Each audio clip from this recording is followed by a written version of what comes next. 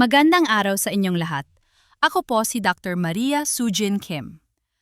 Sa loob ng mahigit 30 taon bilang isang obstetrician-gynecologist, malapit kong binantayan ang katawan at kapakanan ng napakaraming kababaihan. Ngayon, hindi lang bilang isang doktor ang pagharap ko sa inyo, kundi bilang isang parang nanay o nakatatandang ate na nais magbahagi ng isang napakaseleladong usapin. Sa aking klinika, sa libu-libong pasyente na aking nakasalamuha, may isa akong katotohanang natuklasan. Maraming kababaihan ang nahihiya at gustong itago ang kanilang pinakaiingatang bahagi ng katawan.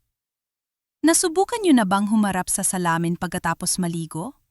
Tignan ang inyong ari at mapabuntong hininga? Marahil ay nag-alala kayo dahil sa kulay nito na tila maitim, o sa hugis na pakiramdam nyo ay kakaiba sa iba? Marahil, marami sa inyo ang takot na buksan ang ilaw kahit sa harap ng sariling asawa at pilit na ibinabalot ang sarili sa kumot dahil sa takot na mapansin ang inyong mga kapintasan. Nandito ako ngayon para gumaan ang inyong kalooban. Sasabihin ko na agad ang katotohanan. Ang inyong katawan ay normal at sadyang napakaganda. Ang kahihiyan at kaba na nararamdaman nyo ngayon ay hindi dahil may mali sa inyong katawan, kundi bunga lamang ng maling impormasyon at maling pananaw ng lipunan. Sa loob ng 30 taon, marami sa mga babaeng pumupunta sa akin ay hindi dahil sa sakit, kundi dahil sa takot sa hitsura ng kanilang ari. Doktora, parang ang pangit ng hugis ko. Maitim at parang madumi tignan. Natatakot ako na baka isipin ng asawa ko na marumi ako. Sa tuwing naririnig ko ang mga kwentong ito habang namumula ang kanilang mga mata sa iyak, nadudurog ang puso ko. Ano ba ang nagtulak sa mga mahalagang kababaihang ito na kamuhian ang sarili nilang katawan? May isang pasyente akong hinding-hindi malilimutan. Isang nanay na magpipitumpu na ang edad na halos kalad ka rin ng kanyang anak para lang magpatingin sa akin. Buon buhay niya, nagtitinda siya ng isda sa palengke habang nakayukyok, iginapang ang pag-aaral ng mga anak sa sipag at tiyaga. Isang matapang at matatag na babae. Pero ang matapang na babaeng ito, sa sandaling umupo sa examining chair, ay parang isang kriminal na yumuko at nanginginig ang buong katawan. Kahit pakiusapan ko siyang ayusin ang posisyon, pilit niyang pinagdidikit ang kanyang mga hita. Nilapitan ko siya, hinawakan ang kanyang kamay at nagtanong, "Nay, ano pong kinatatakutan niyo? Babae rin po ako, kaya huwag po kayong mahiya." Doon lang siya nakahinga ng malalim at sa maliit na tinig ay nagtapat ng isang masakit na sikreto. "Doktora, sobrang pangit at dumi po ng hitsura ko doon, kaya hindi ko kayang ipakita kahit kanino. Buong buhay ko, hindi ako nakapunta sa pampublikong paliguan o spa. At hinding-hindi sana ako pupunta rito kung hindi lang ako pinilit ng anak ko. Parang awa niyo na, hayaan niyo na lang akong umuwi." Ang kahihiyang naramdaman niya ay hindi lang simpleng pagkahiya. Ito ay isang sakit na kumakain sa kanyang pagkatao sa loob ng ilang dekada. Pinalabas ko muna ang mga nurse para pakalmahin siya bago ko sinimula ng pagsusuri. Pagkatapos, tumingin ako ng diretso sa kanyang mga mata at sinabi, "Nay, maniwala po kayo sa akin. Ang katawan niyo ay malinis at malusog. Normal na normal po ito at walang anumang kapintasan." Sa sandaling marinig niya yon, humagulhol siya na parang bata. Doon niya ibinuhos ang lahat ng sakit na nagsimula pa nung 40 taon na ang nakakalipas, nung bagong kasal pa lamang sila. Isang gabi, habang sila ay nagsisiping ng kanyang asawa, may nasabi ang asawa niyang lasing na parang balisog na tumusok sa kanyang puso. "Bakit parang ibang hitsura ng sayo kumpara sa ibang babae? Maitim at parang lawlaw. Ang lowlaw, ang weird tignan. May sakit ka ba?" Ang walang muwang na salitang yon ang naging scarlet letter sa puso ng isang bagong kasal na nagnanais lang namang mahalin. Mula nun, naniwala siya ay deformodo.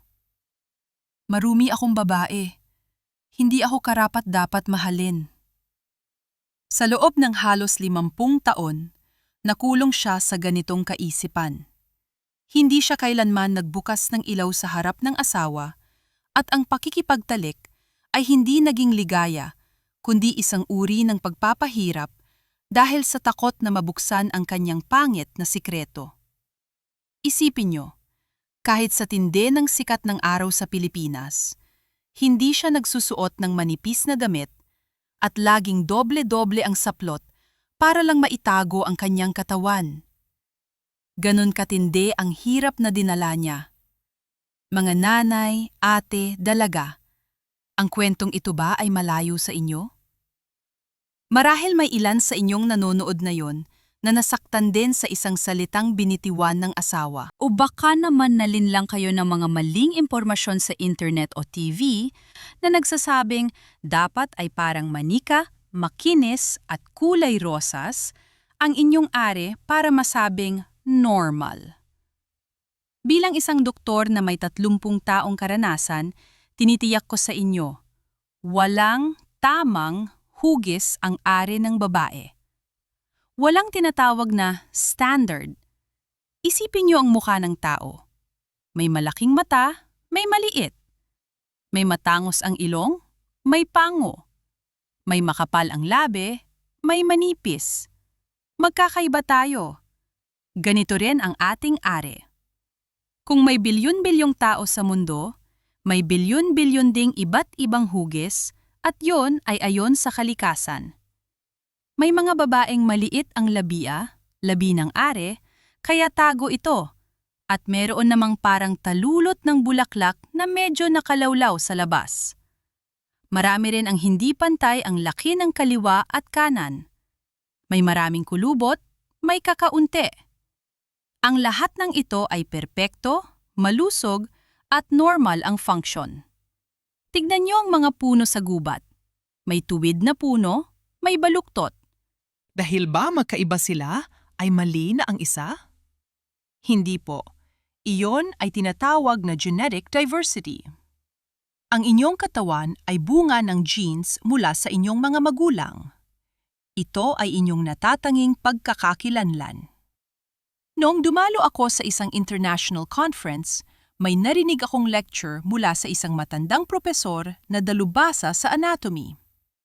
Ipinakita niya ang libu-libong litrato ng malulusob na kababaihan mula 20 hanggang 60 anyos. Halos wala sa kanila ang kamukha ng mga guhit sa textbook. Sabi niya, ang mga haligi ng isang templo kung titignan sa malayo ay tila pare-pareho. Pero kung lalapitan, bawat isa ay may kanya-kanyang ukit at anggulo. Dahil sa pagkakaibang ito, nananatiling matatag ang templo sa loob ng libu-libong taon. Ganoon din ang katawan ng babae. Bawat hugis ay may dahilan at gamit. Nakakalungkot na sa modernong mundo, pinipilit tayo sa iisang hulma ng kagandahan. Ginagawa tayong parang Barbie doll na galing sa pabrika. At kapag hindi ganon ang hitsura natin, itinatanim sa atin ang kahihiyan.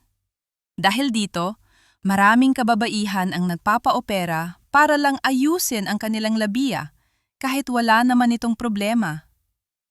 Isa sa pinaka-nakakalungkot na sandali sa aking career ay nun may lumapit sa aking babaeng nasa edad 40 para magpalabiaplasty, surgery sa are. Sabi niya, ayaw na raw siyang galawin ng asawa niya dahil pangit at lawlaw na ang hitsura nito. Mahigit 1 oras ko siyang pinigilan. Sabi ko, ang katawan niyo ay perpekto. Ang labian niyo ang nagsisilbing gwardiya para hindi pasukin ng dumi ang loob ng inyong are. Kung operahan niyo yan, baka mapinsala ang inyong mga nerves at mawalan kayo ng pakiramdam sa pakikipagtalik. Pero hindi siya nakinig. Nagpunta siya sa ibang doktor. Pagkalipas ng ilang buwan, bumalik siyang umiiyak. Bukod sa nagkaroon ng peklat, nawalan na siya ng pakiramdam doon. Doktora, wala na akong maramdaman kahit sipingan ako ng asawa ko. Parang patay na ang katawan ko. Mga kaibigan, ang ating ari ay puno ng libu-libong maliliit na nerves at ugat. Ito ang pinakasensitibong bahagi ng ating katawan. Hindi ito isang bagay na basta-basta na lang sasaksakin ng kutsilyo para lang maging maganda sa mata ng asawa. Ang nerves na naputol ay hindi na muling tutubo.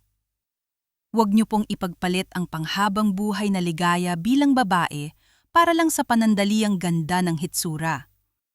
Ang pagiging lawlaw o hindi pantay ay hindi sakit. Sa katunayan, senyales ito na ang inyong katawan ay flexible at matatag na kayang protektahan ang inyong loob laban sa mga mikrobyo. Pag-usapan naman natin ang kulay. Marami ang nagtatanong, bakit po maitim? Marumi po ba ito? May mga pasyente akong kuskos ng bimpo o lufa hanggang sa magsugat at magdugo. O kaya naman ay naglalagay ng matatapang na whitening cream hanggang sa mamaga ang balat. Hayaan niyo akong magpaliwanag sa medical na paraan. Ang palikid ng ating ari ay may mas mataas na density ng melanin cells kumpara sa ibang bahagi ng katawan mula pa nung isilang tayo. Yan ang disenyo ng ating maylia.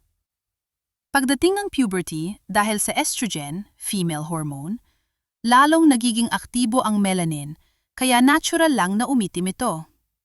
Dagdag pa riyan ang friction o pagkiskis ng ating suot na panty, ang paggamit ng sanitary pads, at ang pagbabago ng hormones kapag nabuntis o ng anak. Sa madaling salita, ang itim na kulay ay hindi libag o dumi. Ito ay ang medalya ng inyong kasaysayan bilang isang ganap na babae. Maliban na lang kung sanggol ka, hindi natural na maging puti o pink ang ari ng isang matandang babae.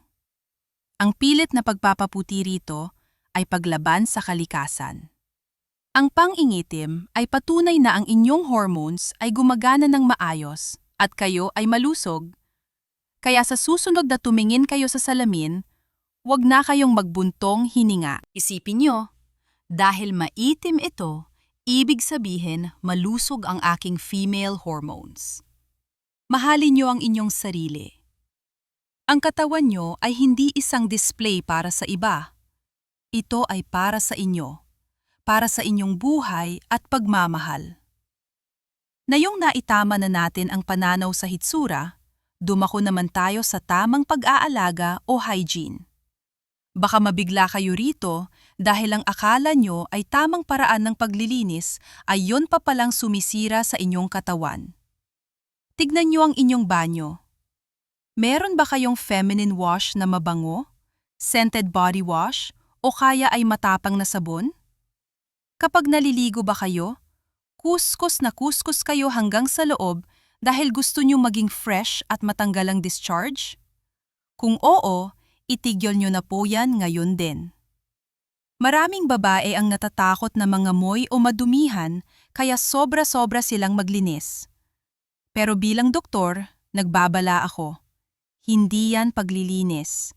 Yan ay pagpatay sa sariling army o sundalo ng inyong katawan. Para nyo na ring binuksan ang pinto ng inyong palasyo para malayo makapasok ang mga kaaway na microbiome. Bakit? Ang loob ng ari ng babae ay may sariling self-cleaning system.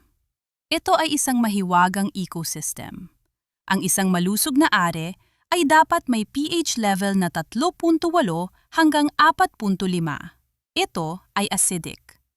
Ang acidity na ito ang nagsisilbing natural na sanitizer. Sa ganitong environment, ang mga masasamang bakterya tulad ng E. coli o mga fungi ay hindi mabubuhay kahit isang minuto. At ang bida sa pagpapanatili ng asidong ito ay ang mga good bacteria na tinatawag nating lactobacillus. Ang mga lactobacillus na ito ay gumagawa ng lactic acid na siyang proteksyon natin. Pero kapag gumamit kayo ng sabon o body wash na karaniwang alkaline, nagkakaroon ng neutralization. Ang asido at alkaline ay naghahalo at nagiging tubig na lang ang bisa. Sa sandaling madikit ang sabon sa loob ng are, nasisira ang proteksyon at namamatay ang ating mga good bacteria. Sino ang papalit? Ang mga masasamang bakterya tulad ng Gardnerella o fungi tulad ng Candida. Gustong-gusto nila ang alkaline na environment. Doon na magsisimula ang malansang amoy, pangangate, at paglabas ng discharge na kulay dilaw o kulay abo. Ang masaklap pa, dahil amoy isda, lalong sasabunin ng babae ang kanyang ari sa pag-aakalang marumi siya. Pero lalong nasasabon, lalong namamatay ang good bacteria at lalong dumarami ang bad bacteria. Ito ang cycle ng chronic vaginitis. Mahigit 70% ng mga pasyente ko na may pabalik-balik na infection ay hindi dahil sa hindi sila naglilinis, kundi dahil sa over-cleaning. Naging lason ang inyong pagiging masyadong malinis. Ano ang tamang paraan? Napakasimple at libre. Maligamgam na tubig lang. Iyan ang pinakamagandang cleanser na ibinigay ng Diyos. Gamitin ang sabon sa kilikili, sa paa, pero sa inyong pinakaiingatan, tubig lang at dahan-dahang hugasan ang labas gamit ang inyong palad. Huwag na huwag magpapasok ng daliri sa loob. Ang ari ay parang ating mata. Kapag may dumi, kusang lumuluha para linisin ito. Ang discharge o white blow ay paraan ng are para ilabas ang dumi. Kung ipapasok nyo ang daliri nyo, magkakaroon ng maliliit na sugat sa loob at doon papasok ang impeksyon. Minsan sa isang araw na paghuhugas ng labas gamit ang tubig ay sapat na.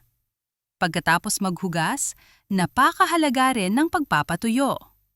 Maraming babae ang kinuskos ng mabilis ang tuwalya pagkatapos maligo. Tandaan, ang balat doon ay kasing nipis ng balat ng Milo Cotton, peach. Kung kuskusin nyo ito, para nyo na ring kinuskos ng steel wool ang isang masiselang balat. Dampian lang ng malambot na tuwalya. Isang sikreto pa. Gumamit ng electric fan o hair dryer na cool setting para patuyuin ito sa loob ng 1 minuto. Gustong-gusto ng fungi ang mamasa-masa at kulob na lugar, kaya ang pagpapatuyo ang susi para iwas kate. Pag-usapan naman natin ang suot. Sa Pilipinas na napakainit, marami ang mahilig sa skinny jeans, leggings o mga lace panties na gawa sa nylon. Ang mga ito ay parang selda para sa ating ari. Hindi nakakahinga, nagpapawis at umiinit. Perpektong bahayan ng bakterya. Pumili lagi ng 100% cotton na panty. Ang cotton ay nakakahinga at sumisipsip ng pawis. Ang mga sexy at fancy na panties ay isuot na lang sa espesyal na gabi. Pero sa araw-araw, cotton ang piliin. At ang pinaka-epektibong payo ko para sa mga may pabalik-balik na infection, huwag mag-panty kapag natutulog. Bigyan nyo ng laya ang inyong ari na makahinga sa loob ng 7 hanggang 8 oras. Sa simula ay baka manibago kayo, pero subukan nyo ang maluwag na pajama o duster na walang panty sa loob. Sa loob ng 1 linggo, makikita nyo mawawala ang amoy at kati. Mas epektibo pa ito kaysa sa mga mamahaling probiotics. Para naman sa ating mga nanay na nasa menopause stage na, alam kong mahirap ang inyong pinagdadaanan. Kapag tumigil ang regla, bumababa ang estrogen. Ang estrogen ang nagpapanatili na makapal at basa ang ating are. Kapag wala na ito, nagiging manipis na parang papel at tuyong-tuyo na parang disyerto ang ating loob. Ito ang tinatawag na atrophic vaginitis. Kaya kapag nakikipagsiping sa asawa, masakit. Parang kinukuskus ng lia ang loob. Maraming nanay ang tinitiis na lang ito o kaya ay umiiwas na lang sa asawa at nagkakaroon ng lamat ang relasyon. Pero huwag niyo pong tiisin. Ang sakit ay hudyat ng katawan na kailangan niya ng tulong. Gumamit ng water-based lubricant. Huwag mahiya, para lang yan ay paglalagay ng eye drop sa tuyong mata o pag-inom ng gamot sa rayuma.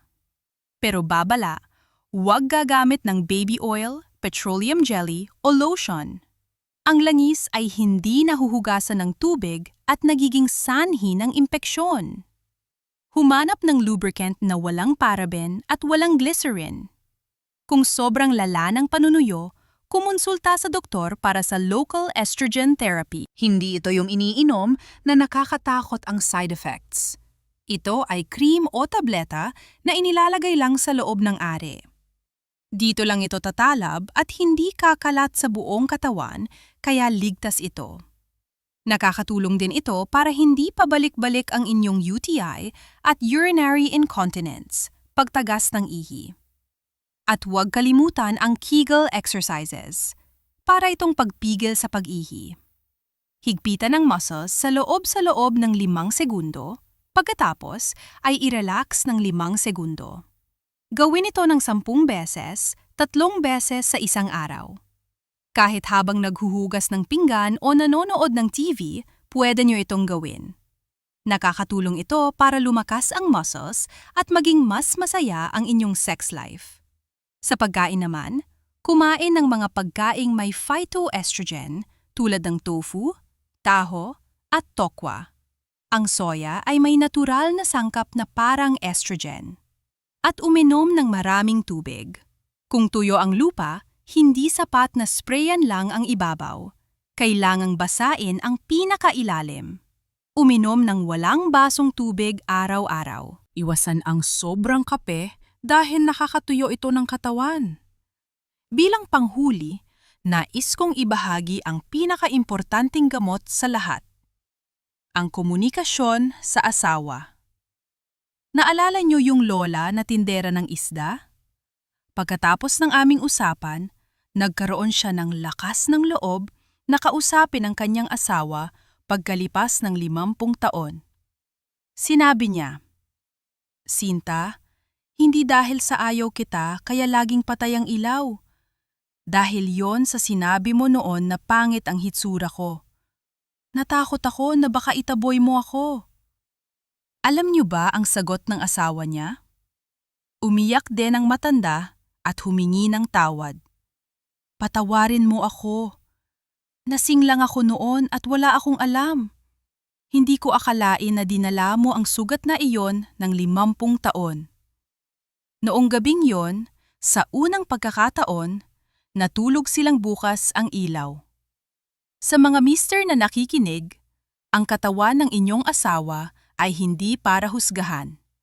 Yan ang katawang nagdala sa inyong mga anak, ang katawang nagsakripisyo para sa pamilya. Ang kailangan nila ay hindi puna, kundi yakap at mga salitang, "Maganda ka pa rin para sa akin." Ang pag-ibig nyo ang pinakamabisang gamot na nagpapalabas ng happy hormones, tulad ng oxytocin na nagpapalusog sa kanila. At sa inyong mga kababaihan, huwag hintayin na magbago ang asawa bago nyo mahalin ang sarili nyo. Yakapin nyo ang inyong katawan at sabihing, "Salamat sa pagtitiis. Salamat sa pagdadala sa aking mga anak. Mahal kita." Kayo ang may-ari ng inyong katawan. Tandaan nyo ang 4 na bagay. Walang deformed na hugis. Lahat ay normal. Huwag sobrahan ng paglilinis. Tubig lang at cotton panties. Huwag tiisin ang sakit sa menopause. Humingi ng tulong sa doktor. Mahalin ang sarili at makipag-usap sa asawa. Ang pagtanda ay hindi ang pagkalanta ng bulaklak. Ang babae ay isang bulaklak na nagnanais magmahal at mahalin hanggang sa huling sandali. Sana ang mensaheng ito ay nagbigay ng liwanag sa inyong puso. Kung may kakilala kayong nahihirapan din, ibahagi niyo po ang videong ito. Ako po si Dr. Maria Sujin Kim, ang inyong katuwang sa kalusugan.